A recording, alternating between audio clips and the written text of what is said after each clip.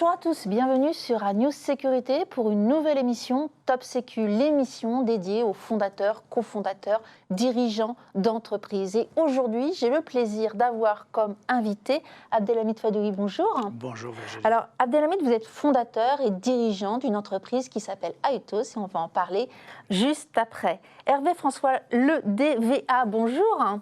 Bonjour Virginie. Et vous êtes dirigeant fondateur de Keopass, basé en Bretagne. Exactement. Près de Vannes. Et vous êtes concepteur de la clé biométrique Keopass. On va en parler juste après. Alors, tout d'abord, Abdelhamid, je me tourne vers vous. Vous avez créé Aetos en 2009. Pouvez-vous nous expliquer la raison, la motivation de cette création d'entreprise? Tout d'abord, merci pour l'invitation Virginie. Aetos est né pour apporter une sécurité fiable et discrète dans un environnement qui était le mien à l'époque et je continue à le faire, discret et prestigieux. Je m'explique. Dans une époque où il y avait une multitude de grands groupes de multiservices qui se positionnaient sur le marché, nous avons voulu proposer à nos clients à la fois des missions et des prestations sur mesure. Et je pense que nous sommes arrivés parce que nous avons des clients fidèles qui nous suivent depuis une quinzaine d'années. Voilà, donc la fidélisation, c'est un mot effectivement important auprès des créateurs, des dirigeants d'entreprise. Quelle a été, alors vous l'avez un petit peu expliqué, mais l'ambition du démarrage, au démarrage, vous aviez déjà potentiellement quelques acteurs qui vous ont dit « je vais te suivre » Pas exactement comme ça, parce que je ne voulais pas trahir mes anciens employeurs, donc je ne suis pas allé sur les marchés sur lesquels ils étaient, mais plutôt sur des marchés où j'avais repéré au préalable. Et j'avais su qu'on pouvait se positionner et apporter vraiment une valeur ajoutée par rapport aux acteurs qui étaient présents sur les marchés. Il faut savoir que nous sommes sur des niches et nous sommes une société qui choisit ses clients, comme les clients choisissent leurs prestataires. Ça veut dire qu'on ne s'impose à rien et qu'on ne prend pas une prestation pour prendre. Alors justement, vous l'avez dit, hein, créer cette relation de confiance. La fidélisation, c'est créer cette relation de confiance. Comment, qu'est-ce que vous avez mis en place pour y arriver ?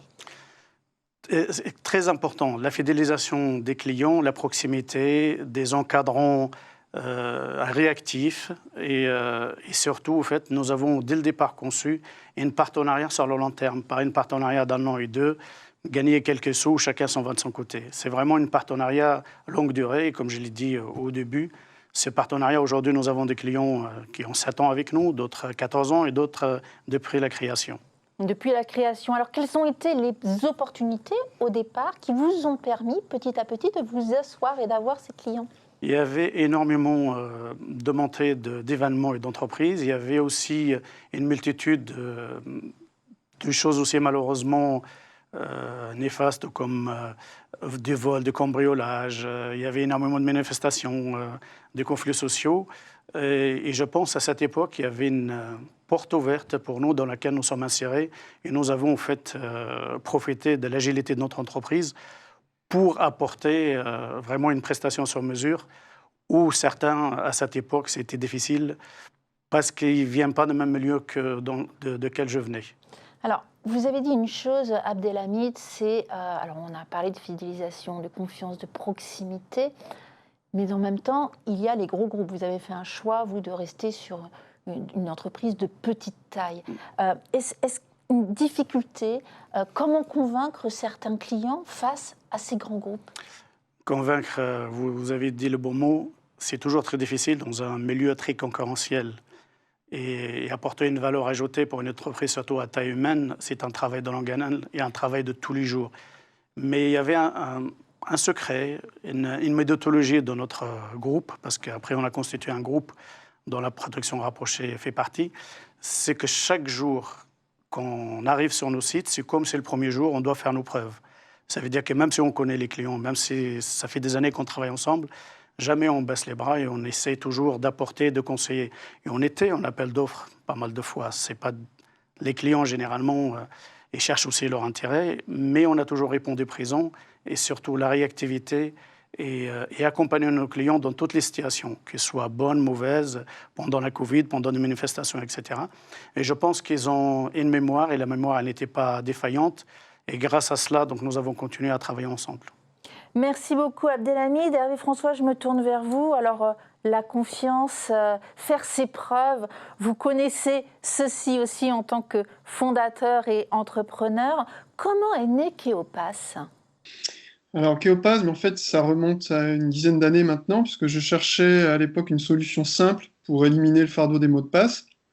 Et n'ayant rien trouvé en tant qu'ingénieur en électronique et entrepreneur, j'ai décidé de créer au sein de mon entreprise un dispositif matériel d'authentification forte qui soit à la fois autonome et basé sur de la biométrie décentralisée. Et ensuite, nous avons lancé, après quelques années de R&D, donc notre premier produit en 2020, après avoir été lauréat du concours French IoT du groupe La Poste. Et puis, au passage, nous avons reçu aussi beaucoup de prix, dont Expo Protection, République Sécu, Access Security, Alliancy. Voilà. Très bien, merci beaucoup Hervé François. Alors, une jeune entreprise avec un produit donc, depuis 2020, avec beaucoup de lauréats, ce qui signifie que c'est quelque chose à la fois de reconnu d'un point de vue qualitatif, mais aussi d'attendu. Lorsqu'on a préparé l'émission, vous disiez qu'il ne faut pas oublier que 80% des cyberattaques viennent des failles humaines. Vous avez répondu finalement en créant Keopass à cet enjeu? Oui, tout à fait, c'est notre objectif, c'est-à-dire effectivement éliminer les cyberattaques liées aux failles humaines, donc qui sont notamment liées à des mots de passe trop simples, donc facilement piratables par ingénierie sociale, par force brute ou par dictionnaire. Donc ça, beaucoup d'études effectivement le montrent. Et d'un côté, et de l'autre aussi, effectivement, il y a l'application des nouvelles directives comme NIS2, DORA, REC et bien sûr du RGPD, qui implique le déploiement de solutions d'authentification multifacteur qui sont souvent complexes à mettre en place et complexes aussi au niveau des utilisateurs. Voilà.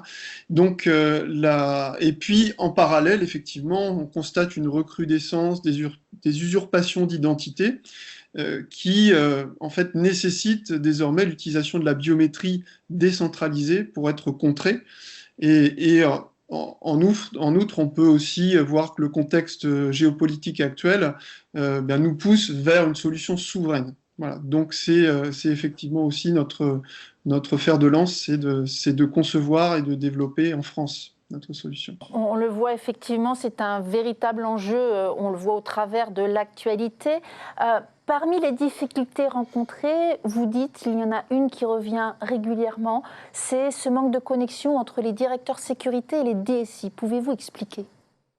Oui, ce qu'on voit, c'est souvent, alors c'est essentiellement évidemment dans les grands groupes, mais ou dans des collectivités, grandes collectivités, effectivement, ce qu'on constate, c'est souvent chacun a un peu son précaré, effectivement, que ce soit côté sécurité physique, où effectivement, on va donc s'occuper des déploiements de solutions de contrôle d'accès, par exemple, de badge, et puis côté direction informatique, où donc DSI, RSSI vont se préoccuper uniquement des parties donc d'authentification logique, par exemple. Or, ce qu'on constate, c'est que maintenant, en fait, tout est lié, c'est-à-dire qu'une brèche côté sécurité physique, bien souvent peut impacter la sécurité logique ou informatique, et inversement, effectivement, on l'a vu notamment aux États-Unis lorsqu'il y a eu une attaque sur les casinos, par exemple Las Vegas, tous les ascenseurs étaient bloqués dans les hôtels, tous les chambres d'hôtel, etc. Donc on le voit,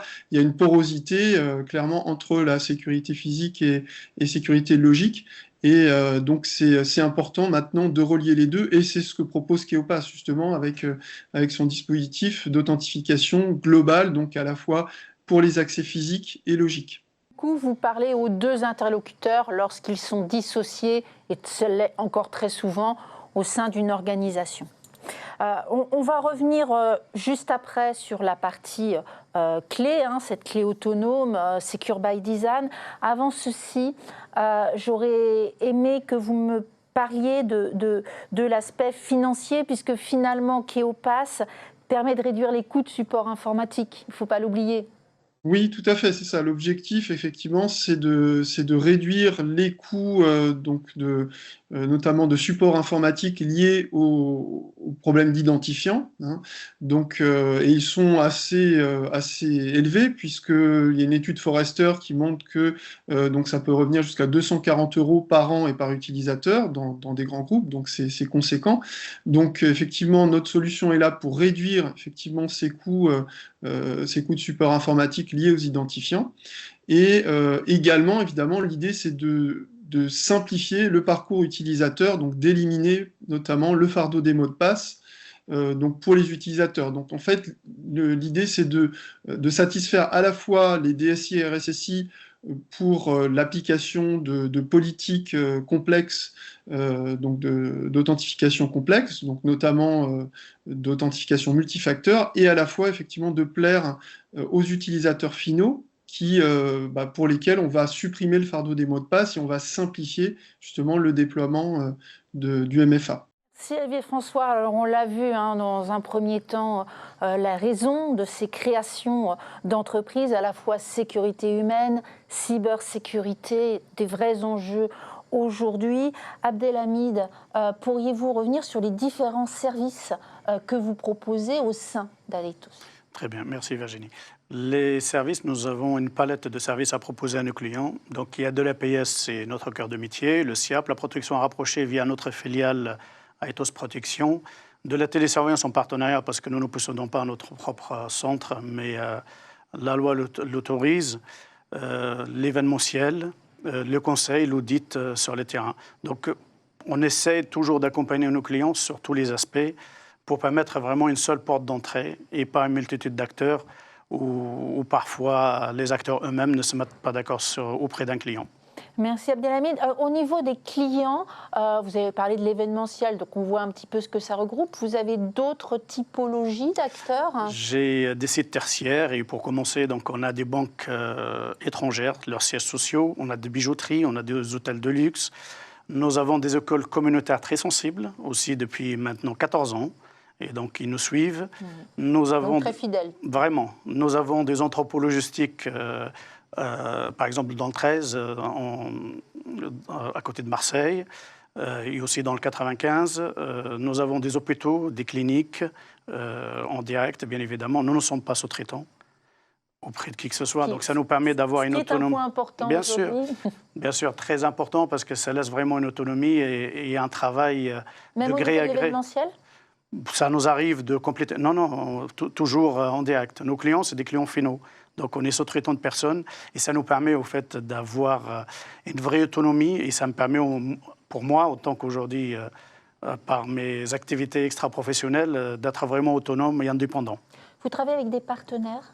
Des partenaires à la fois pour la technologie, parce que ce n'est pas mon cœur du métier, du partenaire institutionnel, bien évidemment, qui nous permettent au fait de répondre globalement à des prestations auprès des clients. On parle beaucoup de politique RSE aujourd'hui qui est partie intégrante des entreprises. Quelle est-elle ? Si on parle terre à terre, mes agents, ils ont mon numéro. Peut-être pour certains patrons, ce n'est pas évident, mais ce n'est pas pour autant qu'ils m'appellent tous les 2 jours.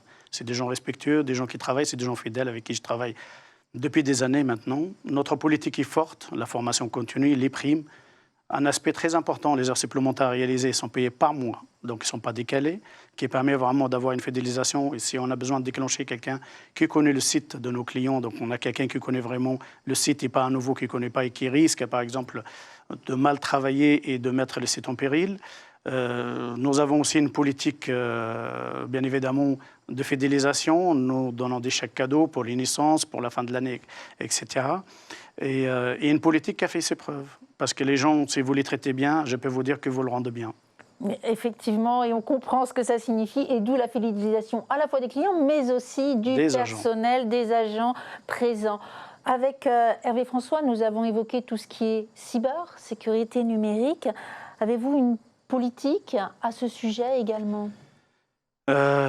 La cybersécurité, aujourd'hui, elle est très importante. Donc, c'est une porte-entrée auprès de nos clients. Nous, ce n'est pas notre cœur de métier, mais on a des partenaires avec qui, bien évidemment, on répond aux besoins de nos clients.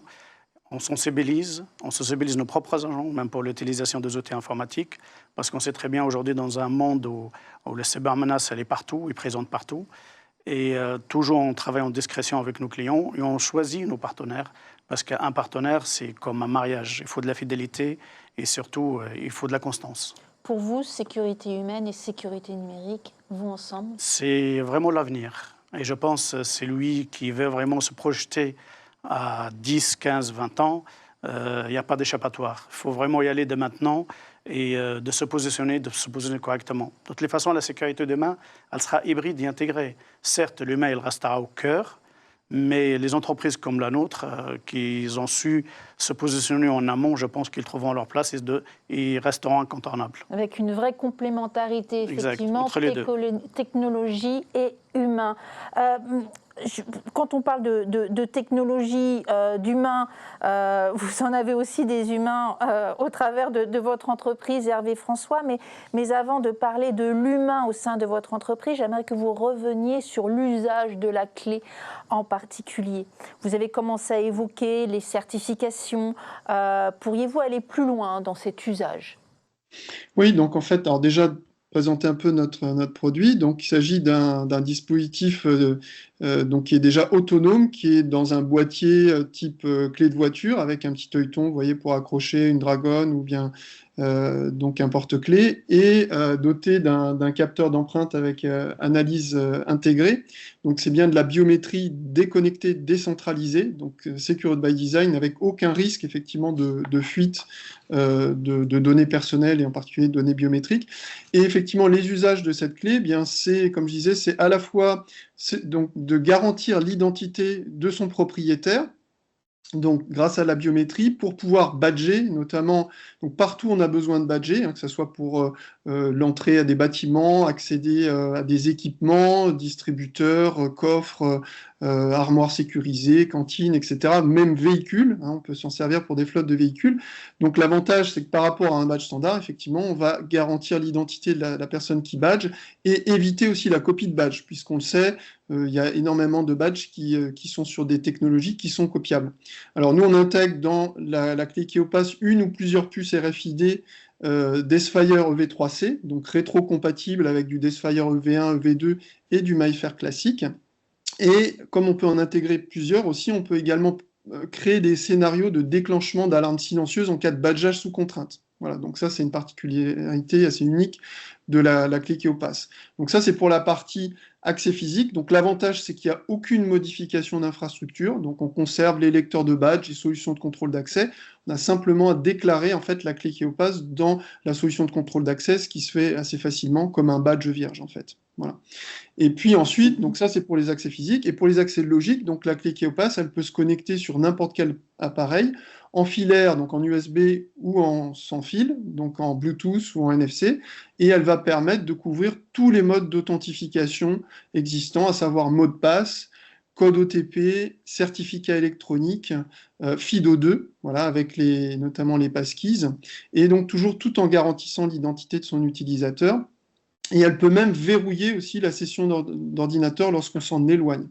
Voilà. Donc, vous voyez, les usages sont multiples, et en particulier donc, pour de l'ouverture de session sans mot de passe, de la signature électronique qualifiée, du chiffrement de mails de fichiers, des wallets, etc. Donc, vraiment, on va couvrir tous les besoins pour les services qui ont besoin, effectivement, de garantir l'identité de leurs utilisateurs. François, avec cette multitude d'usages, j'ai envie de dire, toute organisation est potentiellement cliente aujourd'hui.